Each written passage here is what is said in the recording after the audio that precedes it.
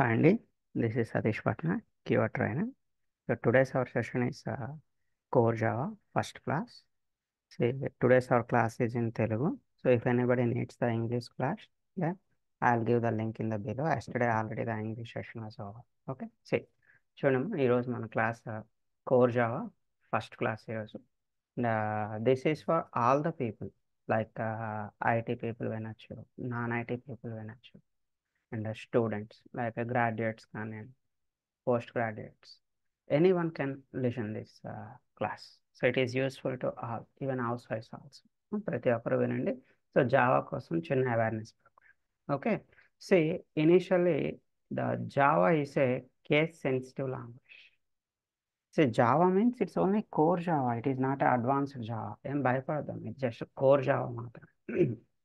Core Java means the basics of Java.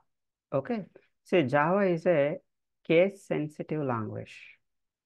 But before this, you should know what is this language and what is the package. See, in our development field, development department, we have languages and packages. See, Java is an example for language, whereas the .NET is an example for package. So language అంటే ఏంటండి, package అంటే. So package అంటే కొన్ని predefined things ఉంటాయి, డైరెక్ట్గా మనం predefined థింగ్స్ని use చేసుకోవచ్చు. వెరాజ్ language means we need to develop everything, we need to design everything. So ఒక చిన్న ఎగ్జాంపుల్ చెప్తాచ్చు. ప్యాకేజెస్ అనేవి మనకి రెడీమిక్స్ లాంటిదండి, డైరెక్ట్గా యూజ్ చేసుకోవచ్చు. లాంగ్వేజ్ అనేది అలా కాదు, మనమే అన్నింటినీ యాడ్ చేసి మనకు నచ్చినట్టు మనం దీన్ని ప్రిపేర్ చేసుకోవాలి. So for example, general example మీకు అర్థం కావడానికి చెప్తాను. సో నేను ఒక బిర్యానీ చేయాలనుకుంటాను. సో మార్కెట్లో మనకి రెడీమిక్స్ ఉంటుందండి, బిర్యానీ రెడీమిక్స్. సో రెడీమిక్స్ తీసుకొచ్చి జస్ట్ దాన్ని వాటర్లో మిక్స్ చేసి స్టవ్ మీద పెడితే మనకు బిర్యానీ రెడీ అయిపోతుంది. అది ఒక ప్యాకేజ్. సో రెడీమిక్స్ అనేది ఒక example for package. So language అనేది అలా కాదండి. లాంగ్వేజ్ అంటే అన్నీ మనమే ఇండివిజువల్గా కొనుక్కోవాలి. లైక్ రైస్ వేరేగా కొనుక్కోవాలి, స్పైసెస్ మసాలా సామాన్లు వేరేగా కొనుక్కోవాలి. సో మన ఇంటికి వచ్చి ఒక్కొక్కటి మనకి ఎంత కావాలిస్తే అంత యాడ్ చేసుకోవాలి. సో లైక్ మీకు స్పైసీ ఎక్కువ కావాలా, స్పైసీ తక్కువ కావాలి. So according to your requirement you can add the integrate. What are the things you need, you can add the ingredients. Okay, so language అనేది మనకు నచ్చినట్టు మనం డెవలప్ చేసుకుంటాం, డిజైన్ చేసుకుంటాం. సో ప్యాకేజ్ అనేది ప్రీడిఫైన్డ్ థింగ్స్ ఉంటాయి, దాన్ని మనం డైరెక్ట్గా యూజ్ చేసుకోవచ్చు. రెండింటిలోనే అడ్వాంటేజ్ ఉన్నాయండి. సో ప్యాకేజ్ ఈజీగా ఉంటుంది, లాంగ్వేజ్ ఏమి డిఫికల్ట్ అని కాదు. లాంగ్వేజ్లో we need to develop everything, right.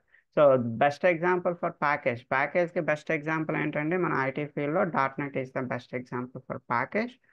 Java is the best example for language. అంటే జావాని కేస్ సెన్సిటివ్ లాంగ్వేజ్ అంటున్నాం. What is the meaning of case sensitive? So case sensitive means upper కేస్లో రాయాల్సిన కంపల్సరీ మీరు అప్పర్ కేస్లోనే రాయాలి. సో లోవర్ కేస్లో రాయాల్సిన క్యారెక్టర్స్ కంపల్సరీ మీరు ఇక్కడ ప్రోగ్రాంలో లోవర్ కేస్లోనే రాయాలి. మన ఓన్ కేసెస్ ఎక్కడ యూజ్ చేయకూడదు, అంటే మనకు నచ్చినట్టు మన ఇష్టం వచ్చే కేసెస్ అనేది ప్రోగ్రామ్స్లో రాయకూడదు. అంటే ఎక్కడ అప్పర్ కేస్ రాయాలి, ఎక్కడ లోవర్ కేస్ రాయాలి, మనం ఫ్యూచర్లో మన జావా ప్రోగ్రామింగ్లో నేర్చుకుందాం. Okay, next, every Java program begins with a class. ప్రతి జావా ప్రోగ్రామ్ కూడా మీకు ఒక క్లాస్తో బిగిన్ అవుతుంది. Every Java program is beginning with a class. What is a class? So class అంటే అర్థం ఏంటంటే, so class is nothing but a collection of methods and variables. Class is nothing but a collection of methods and variables. మెథడ్స్ని వేరియబుల్స్ని కలిపి మనం ఏమంటున్నాం అండి, ఒక క్లాస్ అంటున్నాం. What is a method and what is a variable? So method అంటే ఏంటండి, వేరియబుల్ అంటే ఏంటండి? ఏం లేదండి, వేరియబుల్కి ఒక చిన్న ఎగ్జాంపుల్ చెప్తా చూడండి. మనం మన రియల్ లైఫ్లో చాలాసార్లు ఇలా సమేదో x=10 అని, లేదా y=20 అని, సో z=సమేదో 30 or 50 అని ఇలా తీసుకుంటూ ఉంటాం కదండి. సో ఇప్పుడు ఈ ఎగ్జాంపుల్లో ఈ ఎక్స్ని, వైని, జెడ్ని ఏమని పిలుస్తున్నారండి? This X, Y, Z are called as a variables. ఈ ఎక్స్ని, వైని, జెడ్ని అని పిలుస్తున్నామండి, వేరియబుల్స్ అని పిలుస్తున్నామండి. Simply the variable means it is a memory location where you can store the values. ఈ వాల్యూస్ని స్టోర్ చేసేటటువంటి మెమరీ లొకేషన్ ఏమంటున్నామండి, వేరియబుల్ అంటున్నాం. వాల్యూస్ని స్టోర్ చేసేటటువంటి మెమరీ లొకేషన్ ఏమంటున్నా, వేరియబుల్ అంటున్నాం. చూడండి ఇక్కడ 10 ఎక్కడ స్టోర్ చేస్తున్నారండి? We are storing the 10 into X, we are storing the 20 into Y, we are storing this 50 into Z. So ఇక్కడ ఈ XYZ ఏమంటున్నాం అండి? వేరియబుల్ అంటున్నాం. సో వేరియబుల్ని ఎలా డిఫైన్ చేస్తున్నాం చూడండి. Variable is nothing but A memory location wear you can store values. మన వాల్యూస్ని స్టోర్ చేసే మెమరీ లొకేషన్ మనం ఇక్కడ వేరియబుల్ అంటున్నాం. సో క్లాస్లో ఏంటంటే ఉంటాయండి, క్లాస్లో మెథడ్స్ ఉంటాయి, వేరియబుల్స్ ఉంటాయని చెప్తున్నాం. Then what is a method? ఇప్పటి వరకు మనం వేరియబుల్ కోసం మాట్లాడుకున్నాం అండి. ఇప్పుడు మెథడ్ అంటే ఏంటో చెప్తాం. It is nothing but a collection of statements, a bundle of statements. Bundle of స్టేట్మెంట్స్ని మనం ఇక్కడ ఏమంటున్నాం అండి? మెథడ్ అంటున్నాం. ఒకసారి డెఫినేషన్ ఏముంది చూడండి sir. Method is nothing but collection of statements grouped into a single logical unit. Number of స్టేట్మెంట్స్ని మీరు ఒక సింగిల్ లాజికల్ యూనిట్, ఒక యూనిట్గా తీసుకుంటే ఆ యూనిట్ని ఏమంటున్నాం అండి? మెథడ్ అంటున్నాం. నెంబర్ ఆఫ్ స్టేట్మెంట్స్ని ఒక యూనిట్గా తీసుకుంటే దాన్ని మెథడ్ అంటున్నాం. ఒక చిన్న ఎగ్జాంపుల్ చెప్తా చూడండి. ఫర్ ఎగ్జాంపుల్ M1 అనే ఒక మెథడ్ తీసుకున్నాం. ఆ M1 అనే మెథడ్లో you can write some statements. ఇక్కడ కొన్ని స్టేట్మెంట్స్ మనం రాస్తున్నాం. ఓకే, స్టేట్మెంట్స్ అంటే అది ఒక ప్రోగ్రామ్ అనుకోండి. అంటే ఒక ఎంటైర్ ప్రోగ్రామ్ని తీసుకెళ్ళి M1 అనే ఒక మెథడ్లో పెట్టుకుంటాం. ఫ్యూచర్లో ఎప్పుడైనా మీరు ఆ ఎంటైర్ ప్రోగ్రామ్ ఎగ్జిక్యూట్ చేయాలనుకోండి, సింపుల్గా మీరు కాల్ M1, మీ M1ని కాల్ చేస్తే ఆ M1లో మీరు రాసిన స్టేట్మెంట్స్ అన్నీ కూడా ఎగ్జిక్యూట్ అవుతాయండి. The only one time you are creating the మెథడ్ని ఓన్లీ ఒకసారి క్రియేట్ చేస్తారండి. Any number of times you can call the method. ఆ మెథడ్ని మీరు ఎన్నిసార్లు అయినా కాల్ చేసుకోవచ్చు. Today you can call, tomorrow you can call, and after 1 year also you can call that method. ఎన్నిసార్లు అయినా మీరు ఆ మెథడ్ని కాల్ చేసుకోవచ్చు.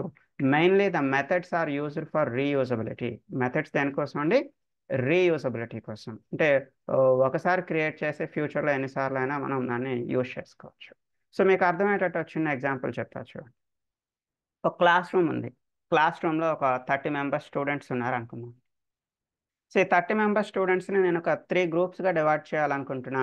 ఫస్ట్ 10 మెంబర్స్ని గ్రూప్ 1 అంటున్నాను అండి. సెకండ్ 10 మెంబర్స్ని గ్రూప్ 2, ద థర్డ్ 10 మెంబర్స్ని గ్రూప్ 3గా డివైడ్ చేస్తాను. ఎప్పుడైనా నేను ఫస్ట్ 10 మెంబర్స్ని పిలవాలనుకుంటే just I'm calling like please respond group 1.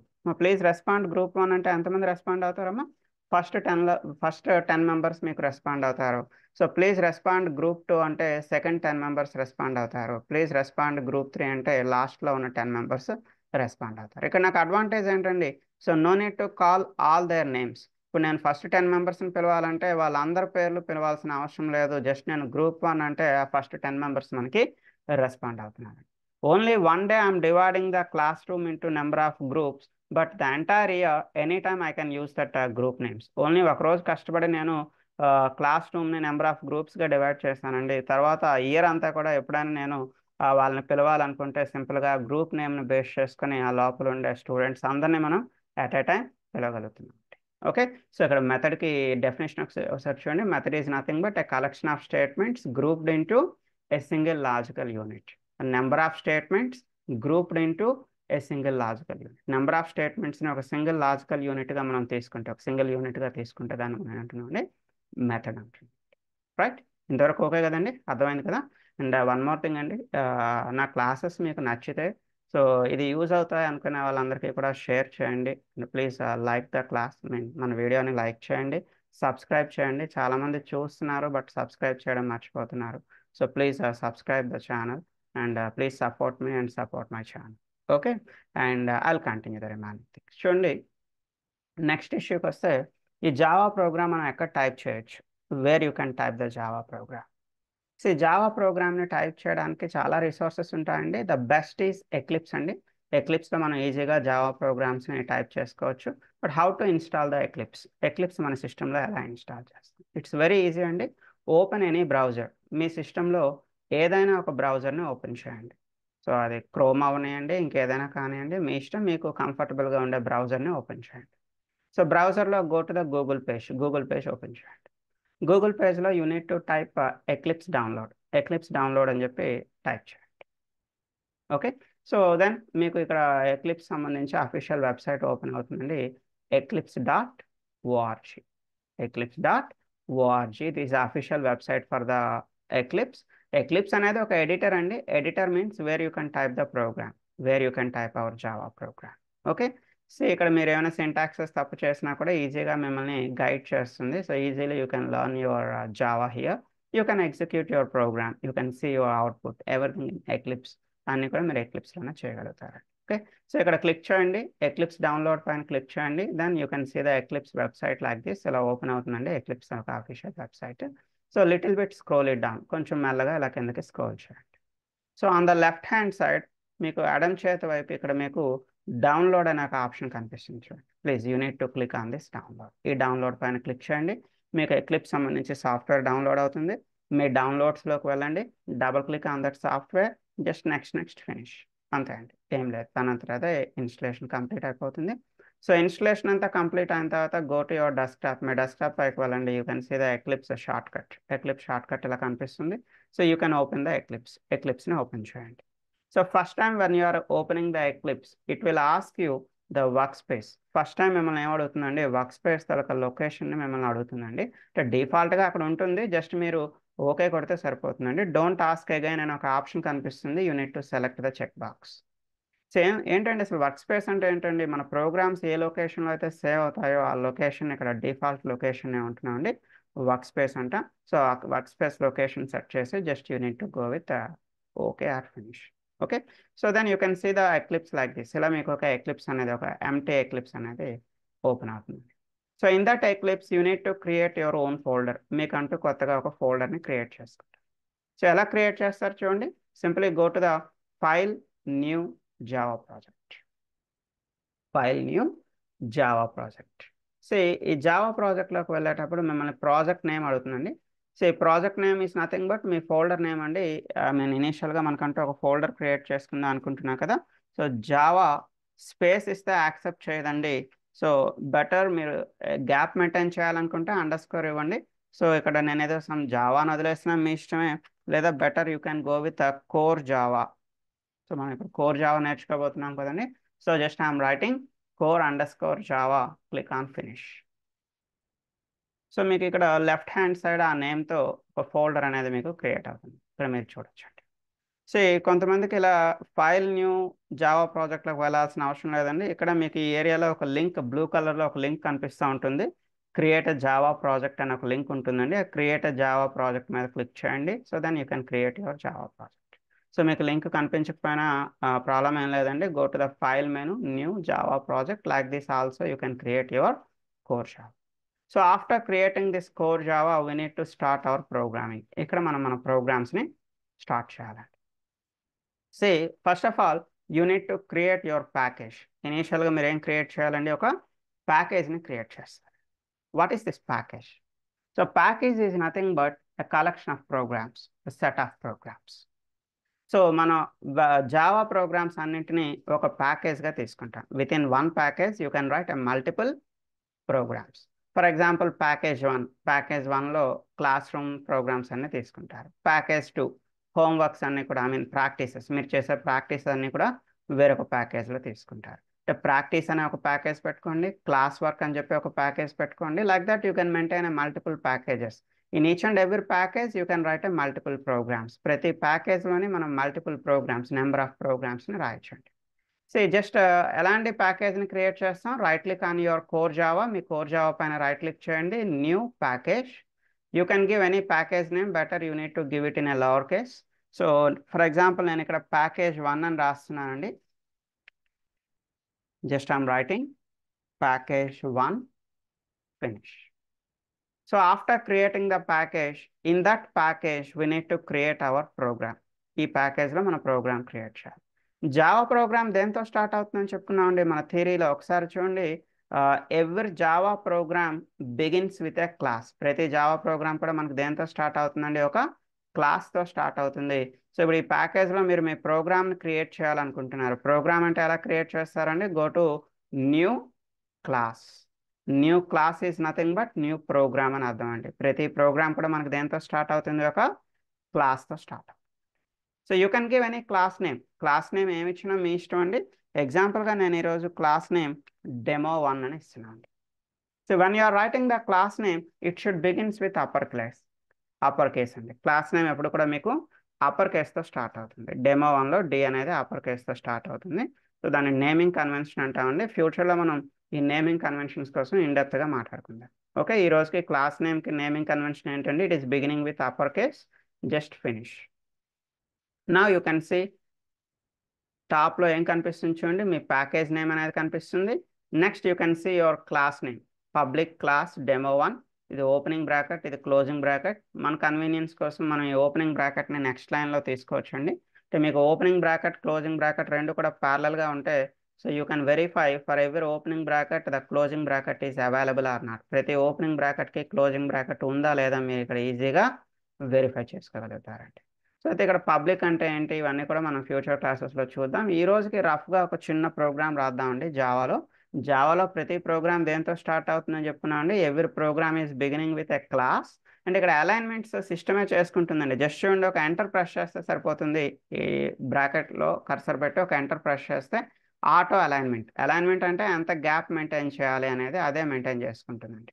Okay, so next ఇక్కడ జావా ప్రోగ్రామ్ని మనం రన్ చేసేటప్పుడు when you are executing the Java program the execution starts with main method. మనకి జావా ప్రోగ్రామ్ ఎగ్జిక్యూషన్ దేంతో స్టార్ట్ అవుతుందండి, ఒక మెయిన్ మెథడ్తో స్టార్ట్ అవుతుందండి.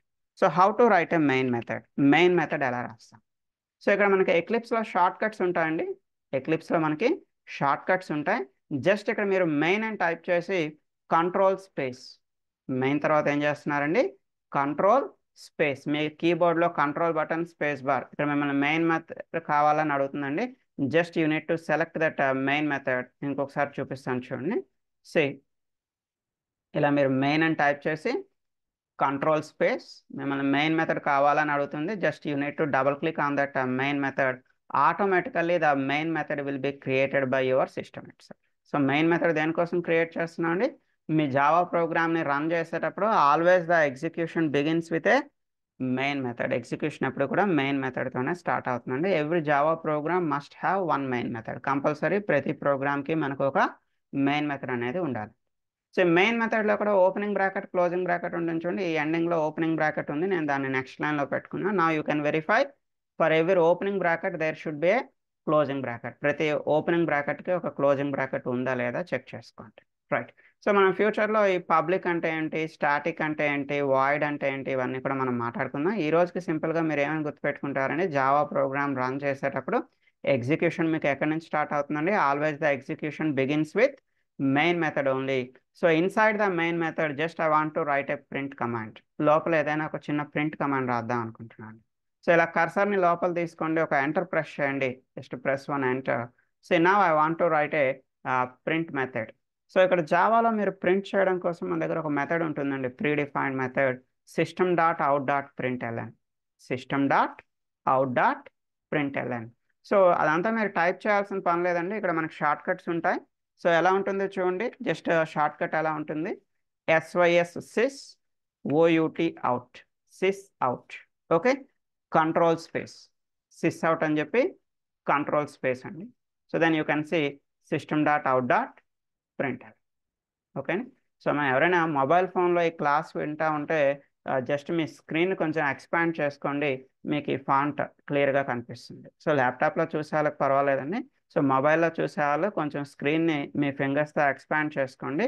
స్క్రీన్ ఎక్స్పాండ్ చేసుకుంటే దెన్ ఈ ఫాంట్ అనేది మీకు ఈజీగా కనిపిస్తుంది. నేనేం టైప్ చేస్తున్నాను మీకు ఈజీగా అర్థమవుతుంది. ఓకే, సి రైట్, ఇక్కడ చూడమ్మా system.out.println ఇదే మీరు ఓన్గా టైప్ చేయాల్సిన పని లేదు. ఇంకోసారి చూపిస్తున్నాను చూడండి, SYS sys OUT out control space. So తనంతట అదే మీకు system.out.println అనేది వస్తుంది. ఇది మీరు ఓన్గా టైప్ చేయాలి అనుకుంటే బిగినింగ్ క్యారెక్టర్ కంపల్సరీ అప్పర్ కేస్లో ఉంటుందండి. system.out.printlnలో the beginning one must be in upper case, remaining must be in lower case. Remaining అన్ని కూడా కంపల్సరీ లోవర్ కేస్లో ఉంటుందండి. కోర్స్ ఇక్కడ మీరు ఏమి టైప్ చేయాల్సిన పని లేదండి, తనంతట అదే వచ్చేస్తుంది, sys out control space. And every statement should ends with a semicolon. ప్రతి స్టేట్మెంట్ కంపల్సరీ మనకు దేంతో ఎండ్ అవుతుందండి, సెమీకోలన్తో ఎండ్ అవుతుంది. And here you can write anything. Present నేను ఏదైనా ఒక చిన్న స్ట్రింగ్ రాద్దాం అనుకుంటున్నాను. స్ట్రింగ్ అనేది మనకి డబుల్ కొటేషన్లో ఉంటుందండి. So double quotation opening, double quotation closing. So string అంటే అర్థం ఏంటండి, సెట్ ఆఫ్ క్యారెక్టర్స్ని మనం స్ట్రింగ్ అంటున్నాం. సో జస్ట్ ఏదో ఇక్కడ హాయ్ అని ఇస్తున్నాం, లేదా హలో అని ఇవ్వండి, లేదా సమ్ ఏదో రమేష్, సురేష్, ఏదైనా ఇవ్వండి మీ ఇష్టం.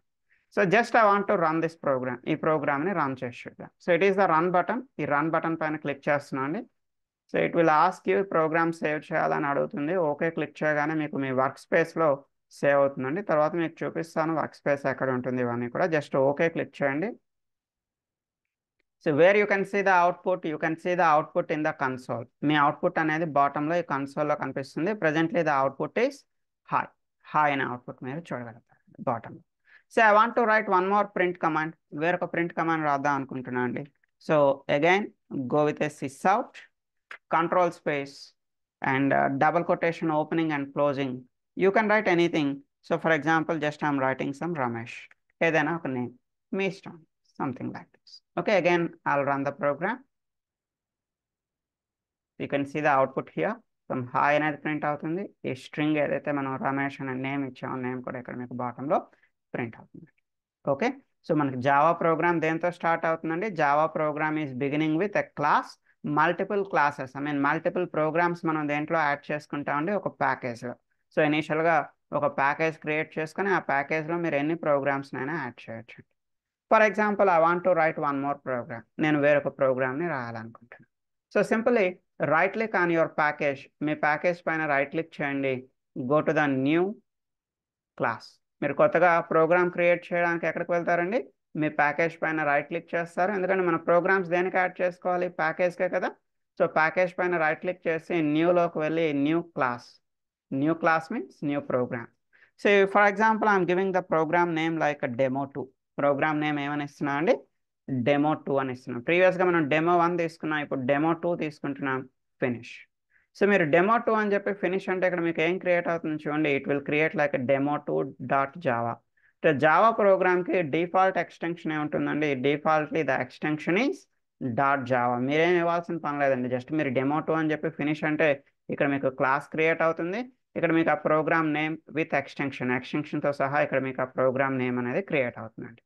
ఓకే, సో ఇక్కడ మీరు మీ ప్రీవియస్ ప్రోగ్రామ్ చూడాలి అనుకుంటే just double click on the demo one. You can see your previous program. So present second program చూడాలి అనుకుంటే double click on this demo two. You can see the second program.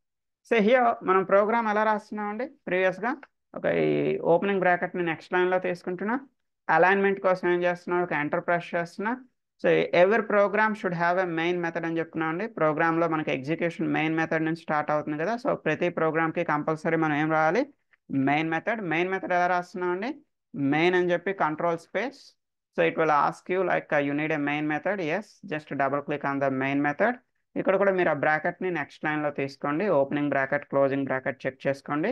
So inside that just I want to write a print command like ఏదో print hi అని, hello అని something. So instead of printing the strings I want to print some variables. నేను కొన్ని వేరియబుల్స్ని print చేయాలనుకుంటున్నాను.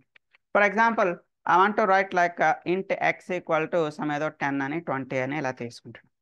C ఇక్కడ ఇంట్ అంటే ఏంటండి? దీన్ని డేటా టైప్ అంటామండి. మనం ఎలాగో నెక్స్ట్ క్లాస్లో, రేపటి క్లాస్లో we are going to see the data types in Java.